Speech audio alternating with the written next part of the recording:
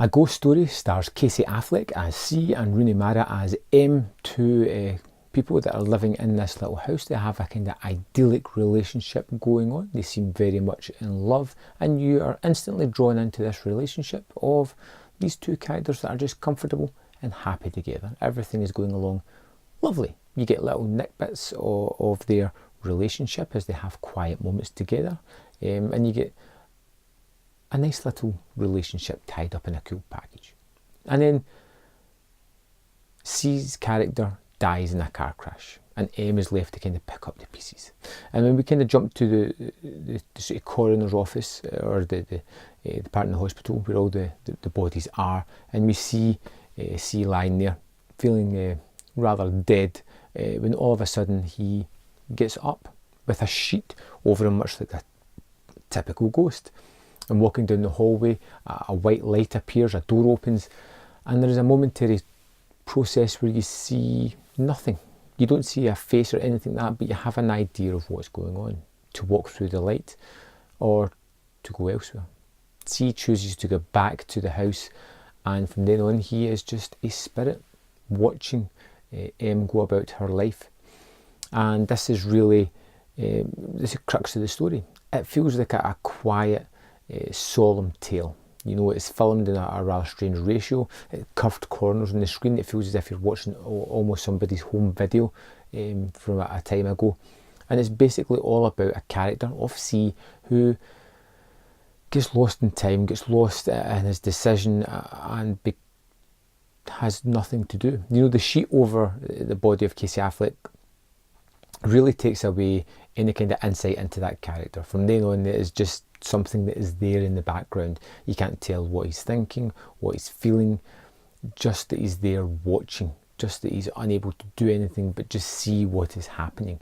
And from there on out, the movie plays through a period of time, and yet somehow it's immensely fascinating. It's a movie that you feel as if you're studying everything that is happening, even though it has a slow and languid pace. It matches the style of the movie. We have this character who has all the time in the world just to see what is going on. We have this character who is trying to recover and pick up the pieces, but we'll only see it from the ghost's perspective, you know, whenever the ghost is there to see what is happening. So you get just enough information to see how she's coping with grief, how she's dealing with it, and how she's going to move on from it. And all the time you have this sadness of knowing that C's spirit is just unfulfilled. It didn't get the closure that it needed.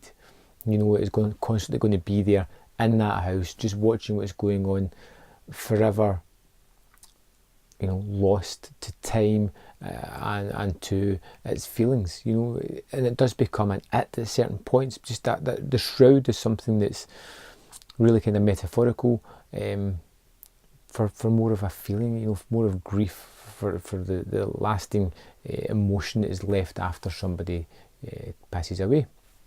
And there's plenty of scenes that I'd heard people talking about, particularly the pie scene, which is basically just Rooney Mara gorging herself on a pie for 4 minutes because there's nothing else to do.